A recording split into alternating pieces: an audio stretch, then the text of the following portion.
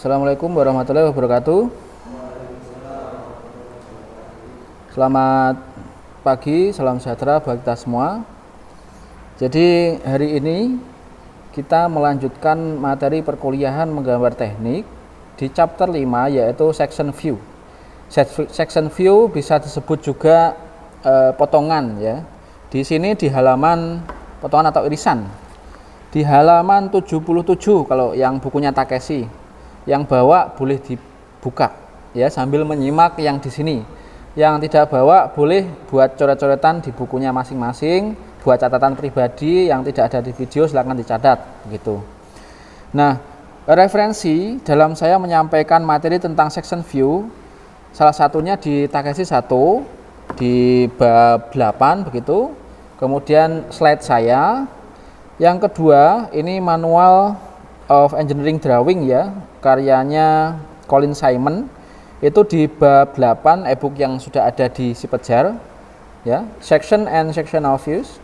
Kemudian yang selanjutnya referensi yang saya pakai yaitu bukunya Narayana ya, Machine Drawing, di halaman berapa ini, halaman 20 2.6.1 heading of section begitu. Nah, langsung saya mulai untuk materi hari ini. Untuk topiknya nanti pendahuluan apa itu fungsi dari atau fungsi kegunaan juga ya dari potongan ya. Apa manfaatnya?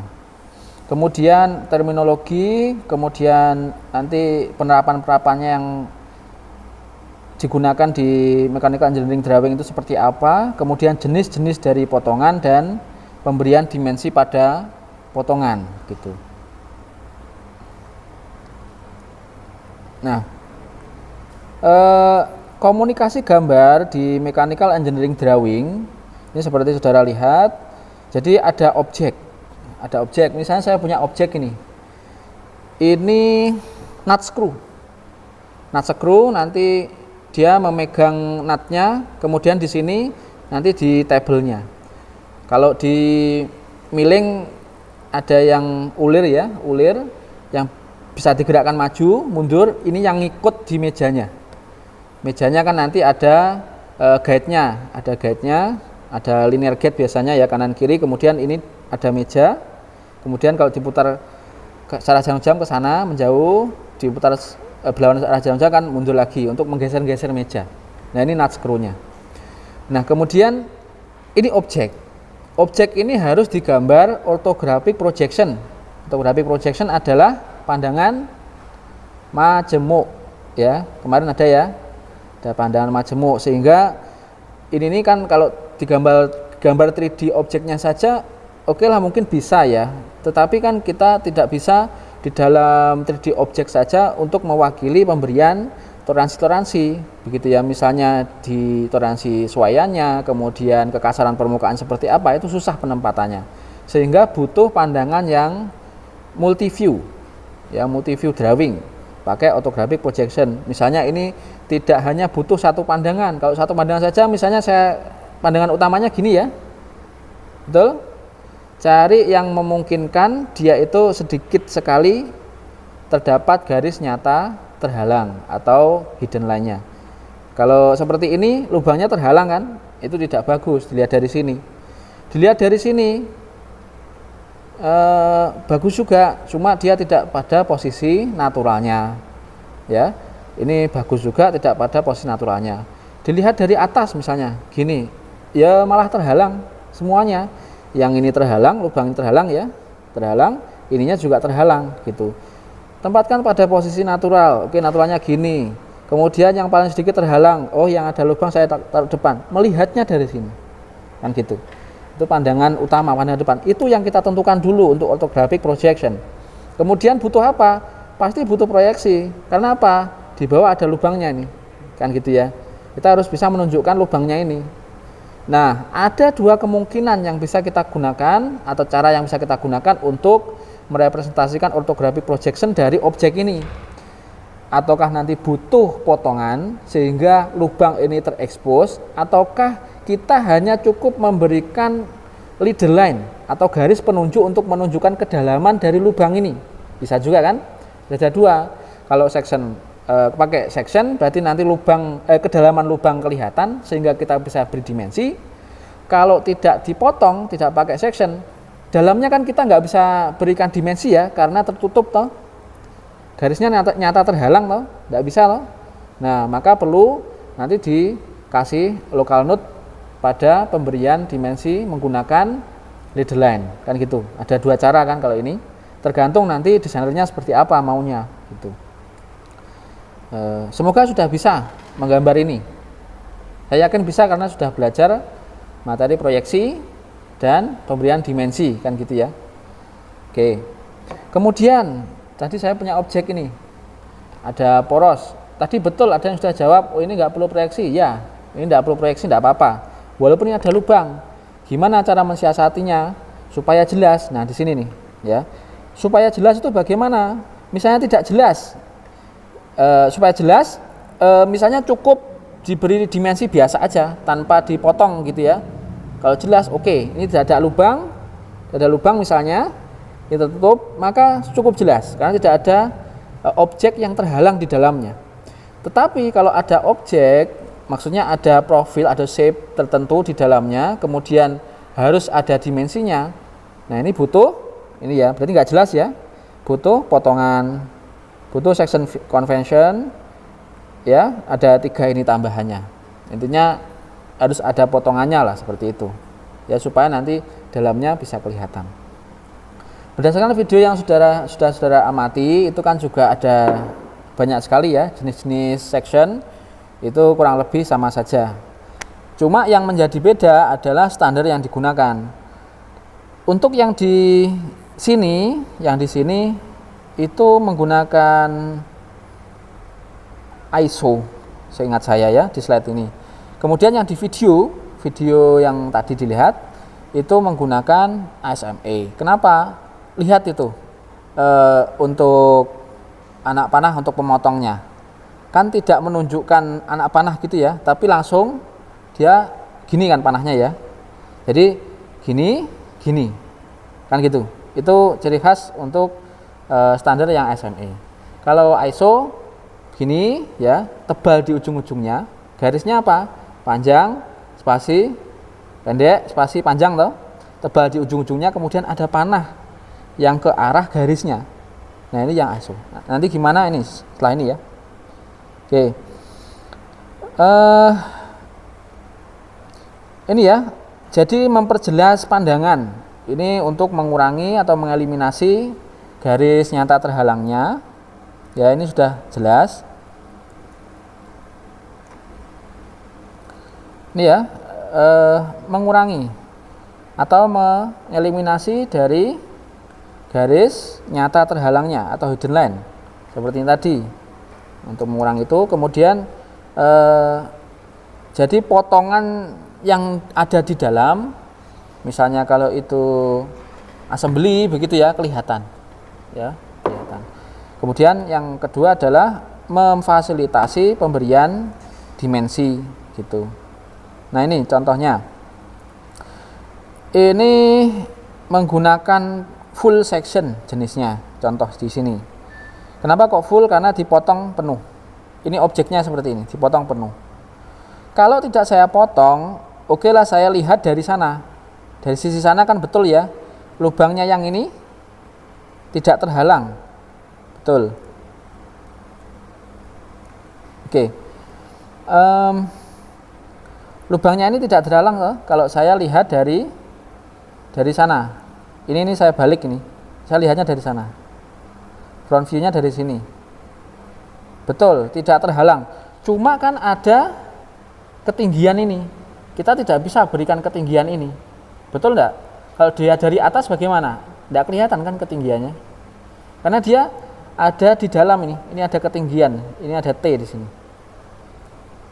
Nah, inilah perlunya kita memberikan potongan pada objek ini, begitu ya.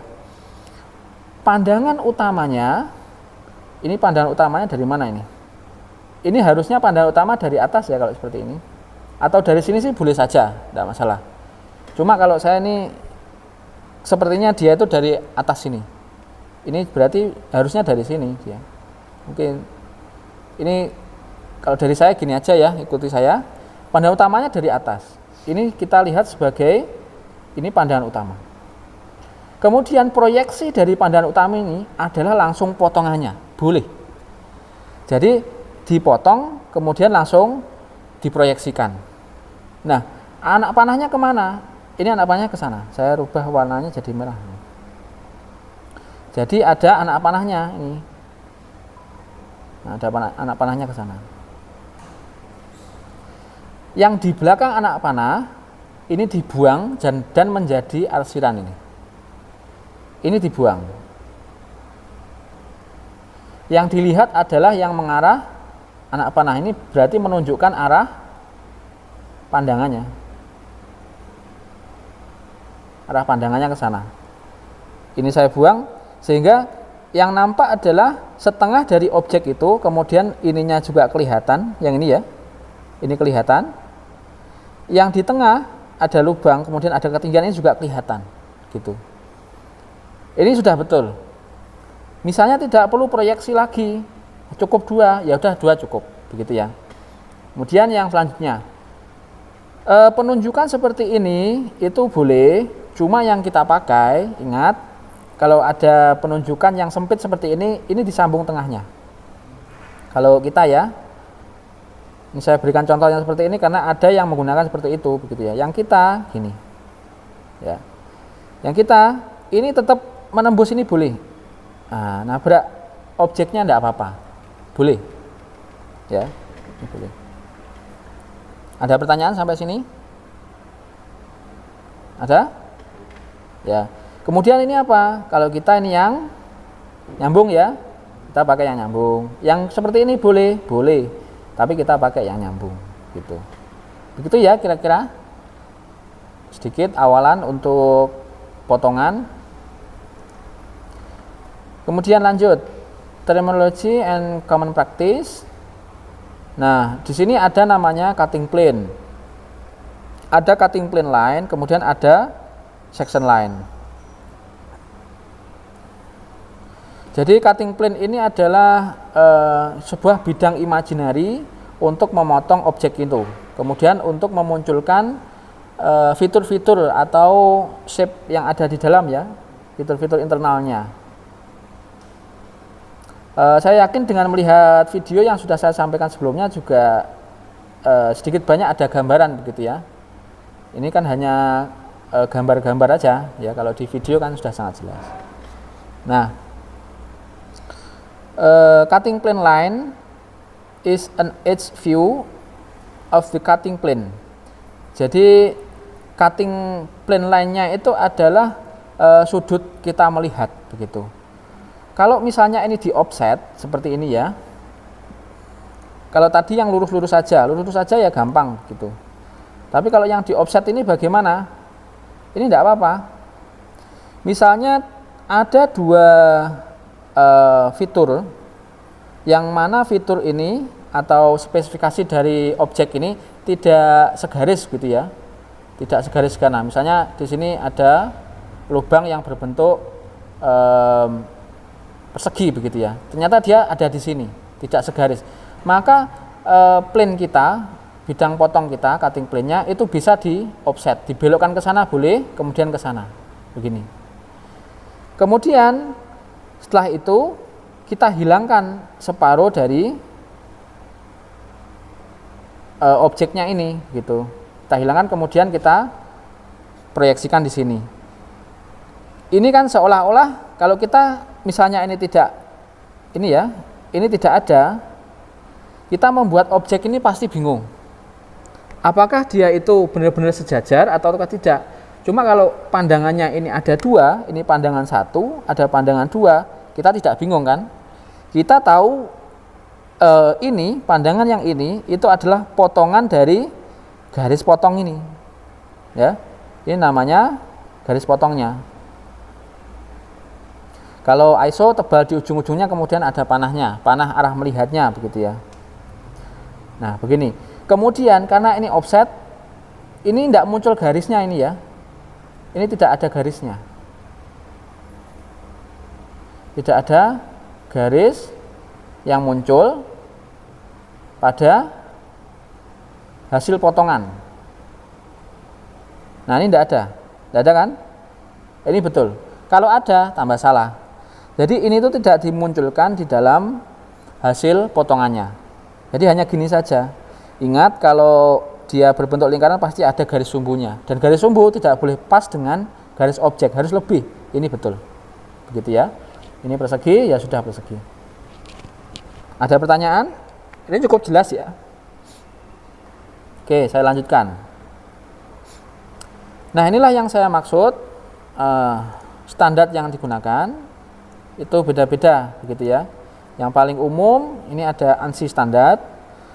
ANSI standar ini yang ASME Y14 ya, kalau nggak salah. Ini coba dicek lagi nanti di e-booknya. Yang ini ISO dan JIS itu ya kurang lebih sama, menggunakan model garis panjang, spasi pendek, spasi panjang, kemudian tebal di ujung-ujungnya, dan ada anak panahnya yang menunjukkan arah penglihatannya, begitu ya. Nah, kebanyakan standar lain selain ISO, misalnya JIS, kemudian BIS yang dari India, kemudian BS ya, British Standard, itu banyak mengadopsi standar-standar dari ISO. Makanya ada beberapa bagian yang mereka itu juga sama, begitu ya, sama. Nanti ada standar lagi GOST gitu ya, gimana tulisannya? Kalau nggak salah gini, GHOST. Ini dari Rusia kalau tidak salah ya. Nanti silahkan dicek lagi. Itu juga banyak yang mengadopsi dari ISO ini, ya, yang hampir worldwide lah ini pemakaiannya ISO. Nah, inilah perbedaannya. Kalau model ASME atau ANSI standar ini dia langsung ya, garisnya panjang, pendek ya, pendek spasi pendek kayak garis nyata terhalang. Ya, tebel, kemudian langsung panah menghadap ke sana. Ini juga arah penglihatan, sama saja ini panah ke sana. Sama. Tebal ya ini thick line. Kalau ini tipis garisnya, yang tebal hanya ini. Begitu. Nah, untuk selanjutnya kita mempelajari yang ini. Yang model ISO. Oke, saya lanjut. Sekarang dalam menggambar garis arsir ya, cross hatch line.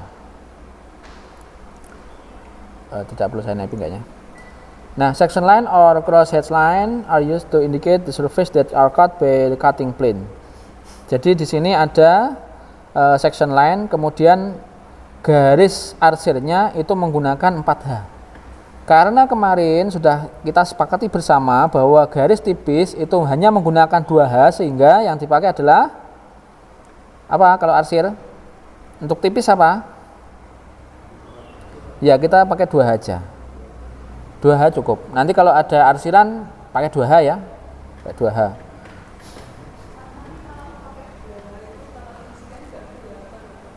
Di scan nggak kelihatan ya? Ya harusnya scan yang bagus. Ya kalau scan HP memang nggak kelihatan. Ya nggak punya ya gimana? Ya pakai HP mau nggak mau kan gitu. Jadi foto aja originalnya nggak apa-apa. Nggak perlu misalnya yang di scan pakai HP itu kan ada efeknya ya, sehingga kayak scanner. Nggak perlu gitu, nggak apa-apa. Misalnya kalau terpaksa nanti di scan menggunakan aplikasi di dalam HP, kemudian ada efeknya itu tidak memunculkan garis-garis tipis, ya jangan pakai itu. Langsung foto, murni foto gitu aja, enggak apa-apa saya. Enggak apa-apa. Yang penting kelihatan semua garisnya gitu. Ada yang enggak kelihatan ya? Iya, enggak apa-apa. Nah, gitu nanti. Oke ya, untuk garisnya seperti itu. Nah, sebelum masuk situ, belum masuk sini ya, belum masuk sini. Nah, begini. Ini ada beberapa e-book yang kita pakai bersama, termasuk buku di sini ya. yang sebagai referensi kita. Nah, ini coba dilihat ini. Garis arsir itu 45 derajat. 45 derajat ya terhadap sumbunya gitu ya. Kalau bendanya itu atau objeknya itu seperti ini kan 45 derajatnya. Gitu ya. Kalau objeknya miring seperti ini, katakanlah ada elips seperti ini, kemudian dia garis sumbunya kan gini ya. Nah, itu 45 derajat terhadap garis sumbunya ini. Gitu ya. Ini miring seperti ini. Nah, ini 45 derajat terhadap ya miringnya objek ini, gitu ya. Begitu. Oke ya. Ini yang penting. Kemudian ketebalannya untuk jaraknya itu 1,5 sampai 3 mili. Ada juga di referensi yang buku ini, ya bukunya yang Colin Simon ya ini ya. Bukunya Colin Simon itu 4 mili. Tergantung besar kecilnya objek. Ya, sekali lagi tergantung besar kecilnya objek. Objek semakin besar, otomatis nanti jarak untuk arsirannya kan semakin besar tuh. Kalau terlalu kecil ya nanti kelamaan gambarnya. Jadi nanti semakin besar objek di dalam bidang gambar. Kalau misalnya ya, saya ada ini. Kemudian ada baut kecil. Kalau misalnya di baut kecilnya itu ada yang diarsir, berarti kan kecil-kecil tuh. Kalau ini kan besar, ya besar-besar kan gitu. Jadi menyesuaikan objeknya. Jaraknya range-nya itu tadi 1,5. Bisa lebih kecil lagi di buku yang lain. Nanti bisa dicek ya. Pokoknya menyesuaikan objek aja lah, gitu ya. Menyesuaikan objek. Yang penting satu objek itu jaraknya sama. Jangan yang satu mili, yang 1,5, jadi ada yang deket-deket, ada yang jarang-jarang gitu. Jangan gitu. Gitu. Nah, sekarang untuk jenis-jenis material itu juga berbeda arsirnya, gitu ya. Kalau di referensi yang ini untuk material yang umum dan yang sering digunakan itu sarannya garisnya gini, ya. Steel itu seperti ini, concrete seperti ini, sand seperti ini, wood seperti ini, gitu ya. Beda-beda toh. Nah, lebih lengkap lagi ya nanti dalam kasus pembelajaran ya kuliah kita nanti ya pakai ini aja. Cuma kalau nanti di soal, kalau misalnya ada soal yang mempertanyakan gimana model arsiran dari kayu misalnya gitu ya, ya nanti gini, gitu yang dipilih. Dari pasir gini, semen gini. Yang lain lagi mana? Di referensi yang ini ya. Ini lebih lengkap lagi. Di Narayana di halaman 25. Nah, ini.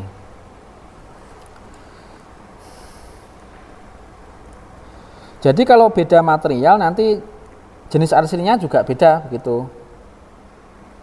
Misalnya kalau di sini steel itu ikut yang ini, beda ya kayak yang tadi. Padahal steel yang tadi itu arang-arang, jarang-jarang ya.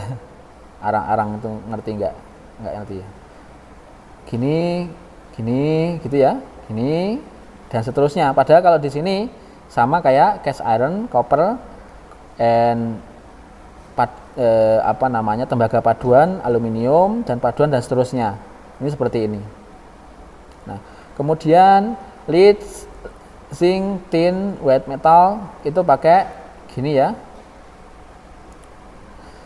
Kemudian kaca gini, porcelain, stoneware, marble, slate.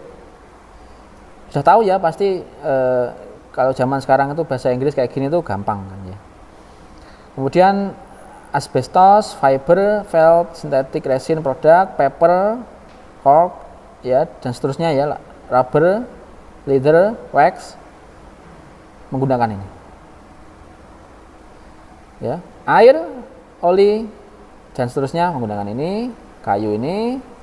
Kemudian semen, sand, and gravel, coral, ada campuran lah pokoknya nanti seperti ini, gitu ya. Ini diingat-ingat aja, diingat-ingat nanti pahami. Kalau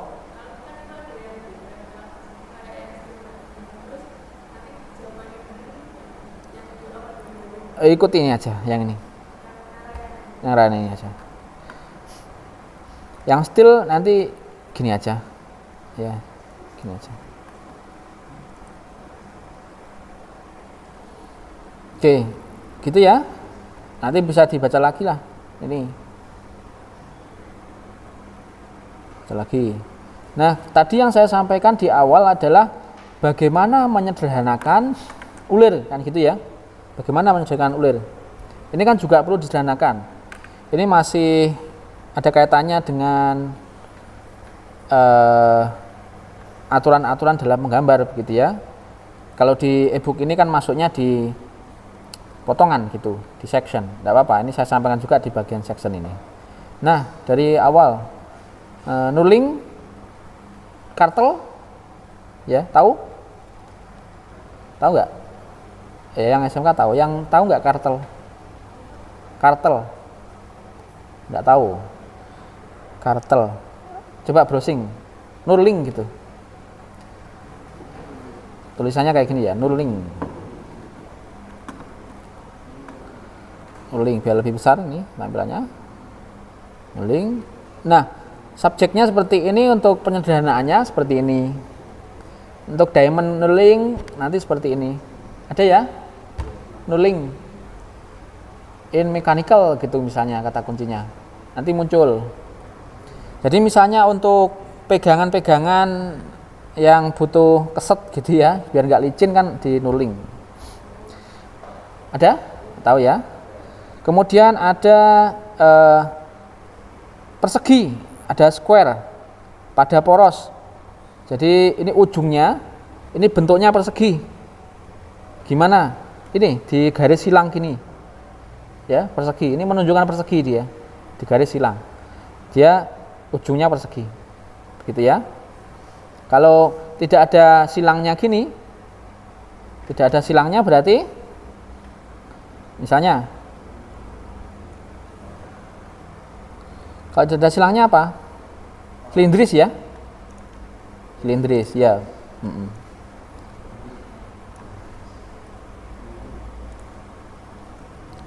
Kalau tidak ada silangnya gini, misalnya saya gambarkan di sini.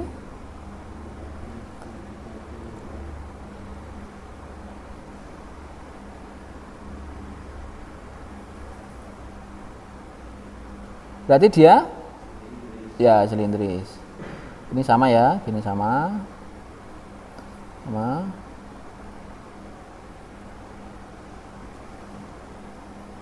Ya, silindris semuanya. Oke, jadi untuk persegi gini. Kemudian misalnya circular hole, jadi ada satu lubang yang dia diputar kemudian sama lubang-lubangnya, jaraknya tertentu. Untuk kasih jaraknya, jarak sudut kalau dia itu sama, satu aja dimensinya ya, pemberian dimensi gini, kasih sudutnya berapa, ini pembagiannya berapa, katakanlah ini 15 ya, saya nggak ngitung 15 derajat, satu aja, tidak perlu semuanya dikasih sudut-sudut gitu, nggak usah, salah satu aja. Nah, termasuk penyederhanaan boleh ya, seperti ini. Jadi yang digambar hanya satu. Kemudian di sini apa? Pakai leader line ya. Diameter berapa? Kalau dia bentuk lingkaran, saya ulangi lagi, boleh tidak dikasih simbol diameter. Kalau dia dalam bentuk lingkaran gini, tidak dikasih ini. Misalnya diameter 5, jumlahnya berapa? Ini berapa ini? 1, 2, 3, 4, 5, 6 12 ya. Atau gini, diameter 5, sorry, ini kebalik ya. Yang paling gampang tuh gini. Soalnya macam-macam ya. Yang sering saya pakai aja ya, dan boleh ini. Saya menggunakan seringnya tuh gini. Lubangnya berapa? 12. Jumlahnya, diameternya berapa? Diameter 5. Tembus atau tidak? Kalau tembus kasih true. Gini. Gitu ya, 12. Ini sudutnya berapa? Ini tidak boleh tabrakan ini sebenarnya. Ini anak panahnya ke sana berarti ya, atau saya sudutnya di sini. Ingat garis dimensi tidak boleh terpotong. Nah, sudutnya sini. Misalnya berapa itu? Katakanlah 15 derajat. Gini cukup. Gitu ya.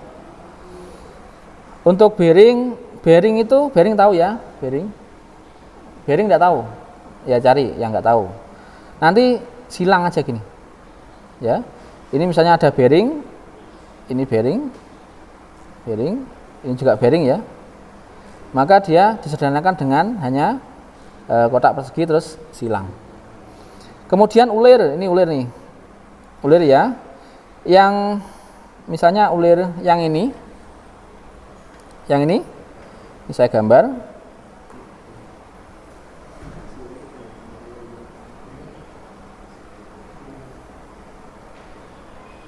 Kurang besar ya.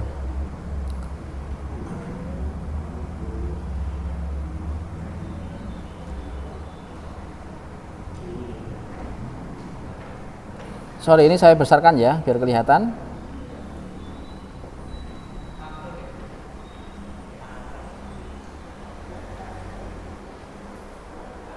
Ulir itu ujungnya pasti ada chamfernya gini. Nah, terus ini gini. Ini terhubung dengan chamfernya biasanya gini. Nah, yang ini kalau ulir luar ini tuh tebal. Thick line. Yang dalam yang ini tipis. Gitu ya. Ini chamfernya. Supaya nanti dalam memasukkan murnya itu gampang gitu ya. Makanya dikasih chamfer. Ini ya. Ini contoh yang lain.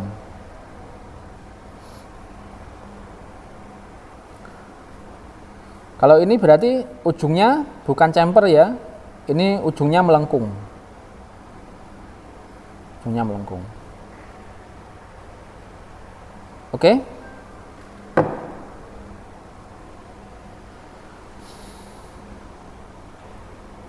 Misal lagi yang lain ya. Ini misal yang pertama. Mana nah? Pertama. Nah, yang kedua tuh modelnya hanya gini.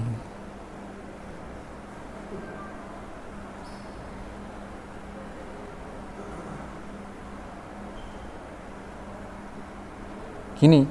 Ini tuh tidak ada alurnya, yang kecil ini tidak ada. Ini tidak ada. Begitu. Nanti ya ulirnya nggak sampai penuh, misalnya sampai sini ya gini, miring gini ya, miring.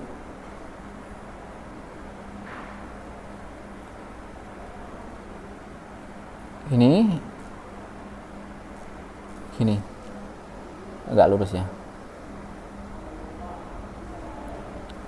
Begitu. Ini ada nama istilah overcut. Jadi ada kelebihan pemotongan di sini. Tapi panjangnya itu yang ini. Kalau kasih dimensi ya yang ini. Sampai ujung sini ya. Nah, sampai sini. Misalnya 50. Padahal di sini nanti 55 misalnya. Gitu. Jadi kalau tidak penuh dan diameternya tetap sama, itu gini. Ada lebihnya, overcut. Pemberian dimensinya bagaimana kalau gini? Gimana? Kalau ulir gimana? Pemberian dimensinya yang luar. Yang luar, sisi luar ya, garis yang sisi luar. Sana. Ini anak panah ya kalau yang beneran. Ini hanya sketch saja, saya pakai oblik. Misalnya ini M berapa? M10. M jenis ulirnya metris, 10 adalah diameternya, diameter luar ya, diameter luarnya 10, kemudian kali 1, misalnya 0,8. Berarti ini adalah pitch-nya. Pitch dari ulir ini tadi. M10 ini adalah jenis ulir metris ya, dengan diameter luarnya 10. Kemudian ini pitch-nya. Pitch-nya itu adalah jarak gigi ke gigi. Ini adalah pitch-nya ulir. Jadi dari ujung ke ujung itu Kalau diukur dia itu 0,8 gitu misalnya. Itu. Dan selanjutnya apa ini? Nah, ulir dalam sekarang. Nih. Oke, 3 ini saya agak expose sedikit ya, lebih besar. Penyederhanaan. Ulir luar seperti itu ya. Tadi yang tipis yang mana kalau ulir luar? Yang dalam ya. Yang dalam itu garisnya tipis. Yang luar adalah tebal. Kalau ulir dalam, yang tebal yang mana? Yang dalam ini yang tebal. Ini yang dalam, decline. Yang ini yang tipis. Gitu kalau ulir dalam. Nah, kemudian untuk proyeksinya, misalnya ada proyeksi, kalau ulir dalam yang tidak nyambung seperempat, itu yang sisi luar. Ini kan kelihatan tidak nyambung ya yang luar ya. Itu memang dibuat gitu, bukan tintanya habis. Ya. Kalau ada ulir, kemudian diproyeksikan ulir itu, ulir dalam yang tidak nyambung seperempat, setidaknya seperempat ya. Posisinya boleh di tengah ini, boleh di sisi sini seperempat. Misal, ini ya, ini saya proyeksikan. Saya gambar sini ya. Ini yang di luar, sisi luarnya. Kemudian ini garis sumbunya. Itu karena kecil short center line ya. Itu sebenarnya garis sumbu. Yang di luar itu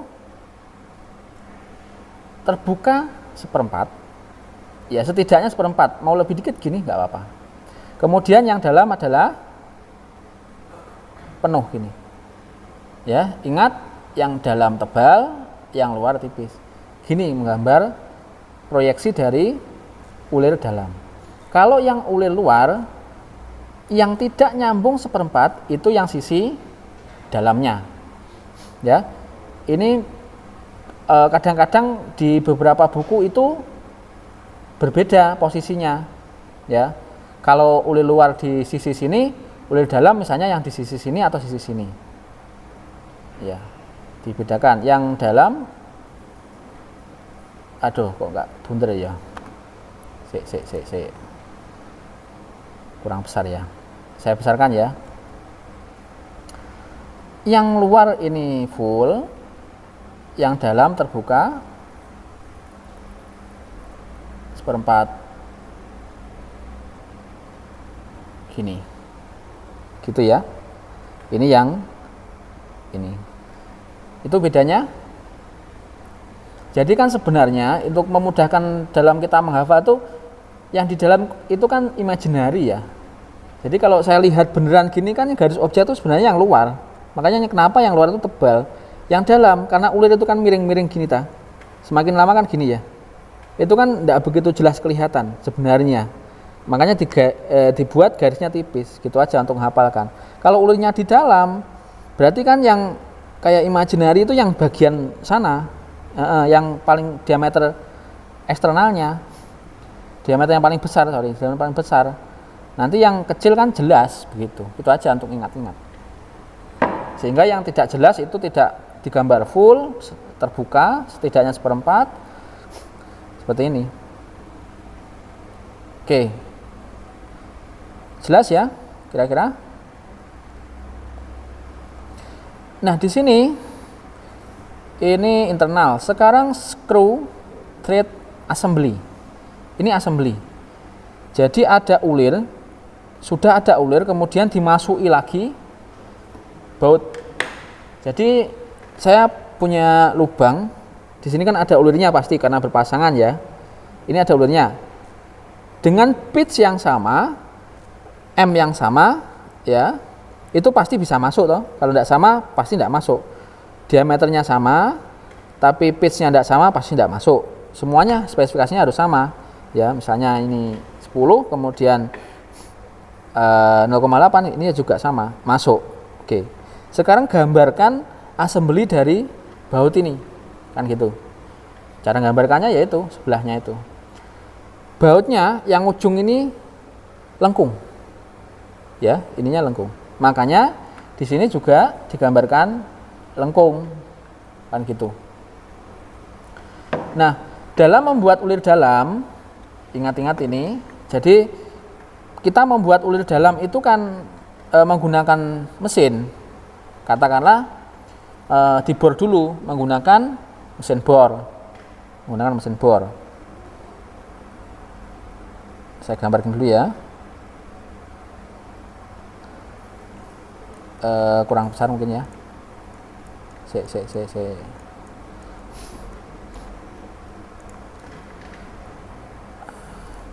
Nah, menggunakan mesin bor. Ini plat saya tebal. Plat saya tebal. Gini ya. Kemudian ini kan saya bor dulu nih. Prosesnya tuh saya bor dulu. Saya bor. Ujung mata bor itu kan segini ya. Kalau di video saya yang lainnya itu ada. Kalau untuk baja itu biasanya 118 sudutnya. Ini ya. Sudut ininya 118 derajat. Nanti semakin lunak material itu, sudutnya itu semakin kecil. Kalau semakin kecil, dia itu semakin runcing gitu ya. Ada yang sangat runcing sekali, itu terlalu ekstrim ya. Ada yang runcing. Jadi ini semakin lunak material, semakin lunak itu semakin runcing. Kalau semakin keras itu biasanya semakin tumpul. Jadi semakin pelan-pelan pemakanannya karena kan keras. Kalau karakteristik yang runcing-runcing gini nanti pemakanannya itu cepat. Jadi kalau ngebor dengan ujung yang kayak gini itu cepat banget ya. Seret cepat masuk. Tapi like keras kan nggak bisa, pasti berhenti. Nggak mau muter itu bornya. Ya makanya sudutnya ini diatur. Itu ada di video-video saya yang lainnya. Oke, ini dibor dulu kan. Pertama, setelah dibor apa? Ditap. Misalnya kalau manual, tahu tap? Coba cari tap. Ya, tap. Ulir tap gitu.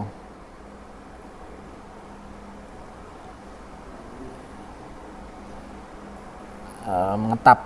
Ini membuat ulir dengan manual yaitu cara manual. Tahu ya? Sudah? Ketemu? Saya tidak bisa browsing karena offline sekarang. Oke, begitu ya. Nanti pakai alatnya tap itu. Jadi ada standarnya. Ada rumusnya juga. Jadi kalau mau ulir 10 tuh bornya tidak mungkin 10. Dol kan. Artinya dol itu misal ya, ini kan mau dibuat ulir 10. Ulir 10 tuh maksudnya yang luar sini.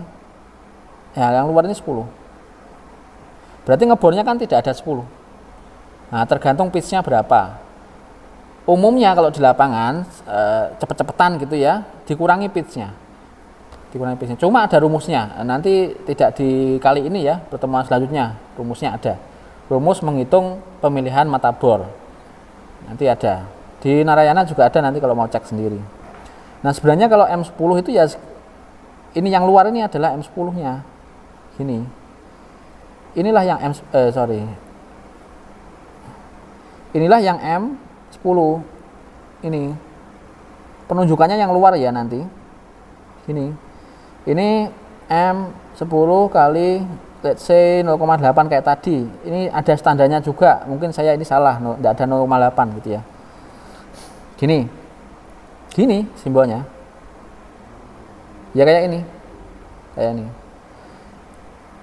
ini ada ujungnya gini, ada juga yang enggak ada ya. Kalau saya biasanya jumpai yang tidak ada. Kalau ada ujungnya yang seperti ini itu boleh. Jadi sebenarnya gini, ini yang tipis ya, ini tipis, ini yang tebal begitu. Kemudian setelah jadi ini dipasangkan dengan yang baut tadi, yang ulir luar masuk sini, yang luar mepet dengan luar, ini yang dalam juga mepet dengan dalam. Ujungnya kalau ini lengkung gini, gitu. Jadi yang ini mestinya jadi tebal ini. Ini jadi tebal karena sudah berpasangan dengan ini. Gitu. Ini tebal, ini juga tebal karena tebalnya ngikuti yang ini. Mestinya gitu. Terus diarsir. Kalau besar, ini kan saya platnya besar ini. Atau ya, platnya besar sekali, tebal. Saya nggak perlu arsir penuh. Saya hanya arsir tepinya gini. Arsirnya itu tembus yang ini ya. Yang dia ini harusnya tembus ini. Nah, ini kayak ini. Tembus kan? Tembus sampai yang bagian garis tebalnya. Ini tuh kebalik ini. Ini harusnya yang tebal yang ini. Mungkin resolusinya nggak baik ya. Jadi arsirnya itu tembus ke sini. Nah, ini. Ini yang ini tembus arsir.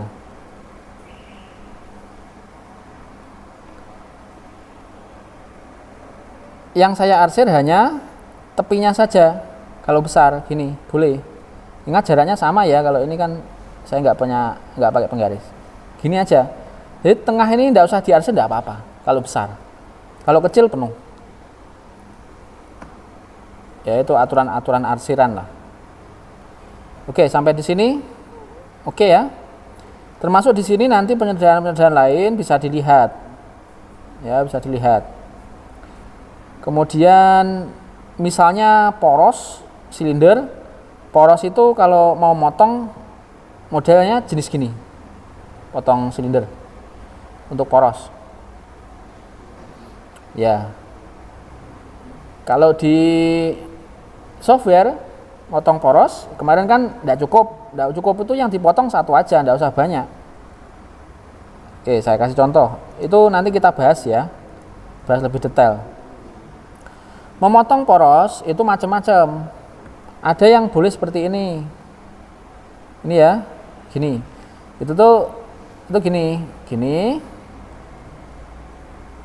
Sorry. Kebalik ya.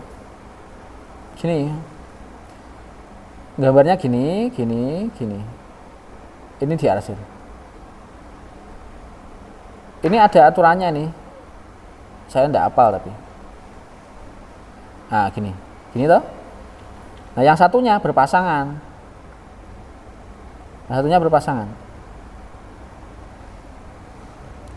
Tidak boleh yang diarsir yang atas semua, tidak boleh. Jadi ini kan berpasangan. Ini apa fungsinya? Ini tuh sebenarnya panjang segini. Porosnya. Ini misalnya 300 mm. 300 mm. Saya potong seperti ini modelnya, boleh tidak mengurangi ini. Ini tetap 300 mm. Tidak boleh ukuran itu dirubah-rubah, tidak boleh. Jadi dalam mendesain misalnya di skala pun ukuran itu tetap. Misal saya punya plat gini ya.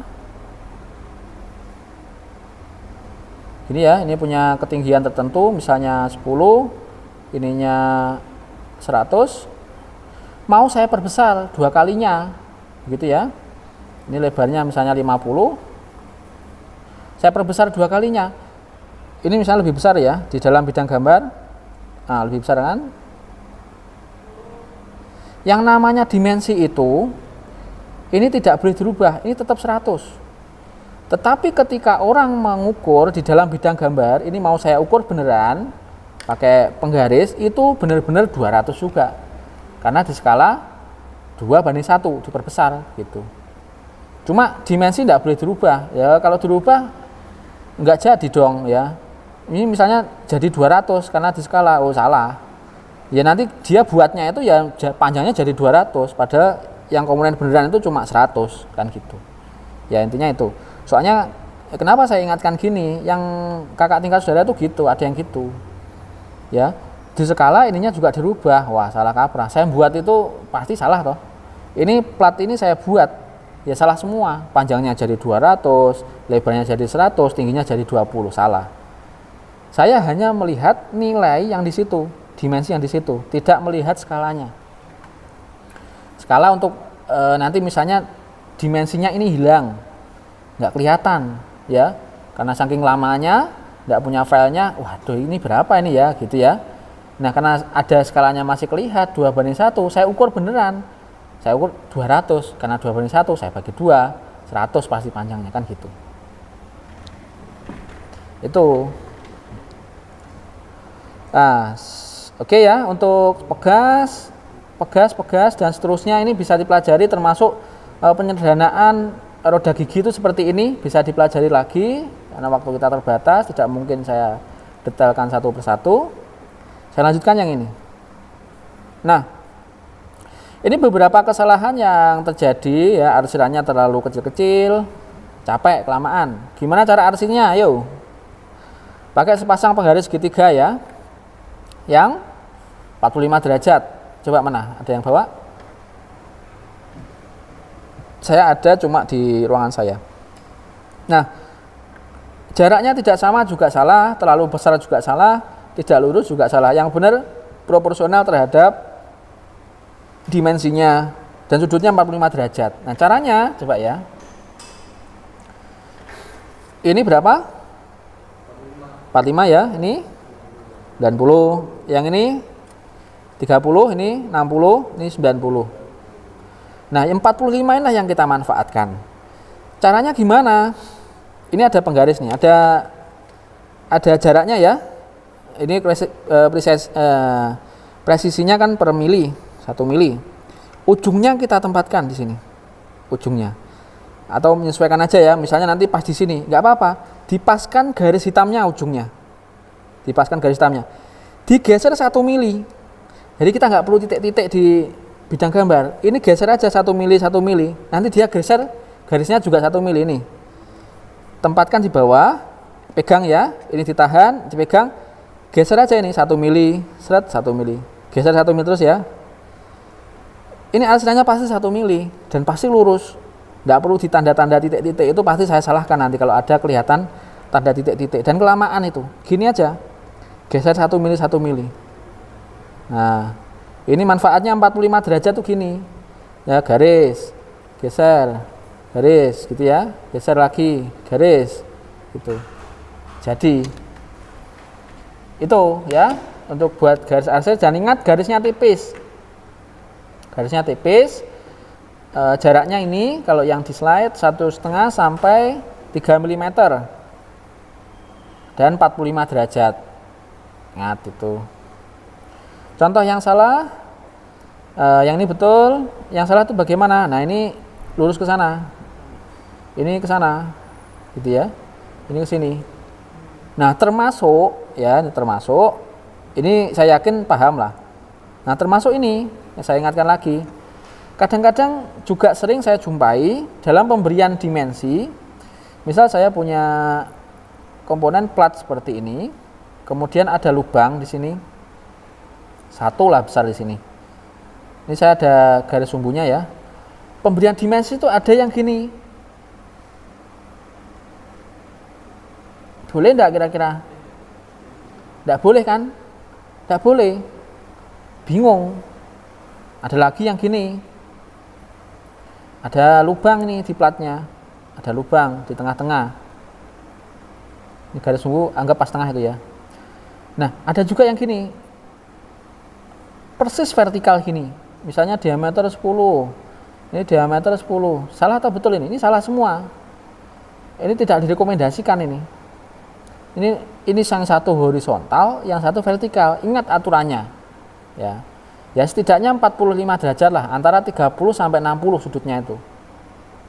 Kalau gini, yang direkomendasikan atau yang termasuk juga saya sarankan, ya jangan bikin bingung lah, yang penting mudah dipahami gitu. Ada garis sumbu. Nah, garis dimensinya tuh gini aja. 45 itu lebih gampang. Nah, ini diameter 10. Ini kalau cukup di dalam gitu. Kalau tidak cukup taruh luar. Kalau cukup dalam gini. Ini boleh. Yang ini juga boleh nih. Yang kedua ya. Gini. Mau ditarik keluar juga boleh. Nah, gini juga boleh. Diameter 10 gitu. Ini ya, ini yang nggak boleh, lurus gini nggak boleh. Kayak ini arsiran tuh juga gitu. ini lurus ke sana, ini tidak 45, ini malah sejajar dengan ini gitu, bikin bingung. Oke, saya lanjutkan.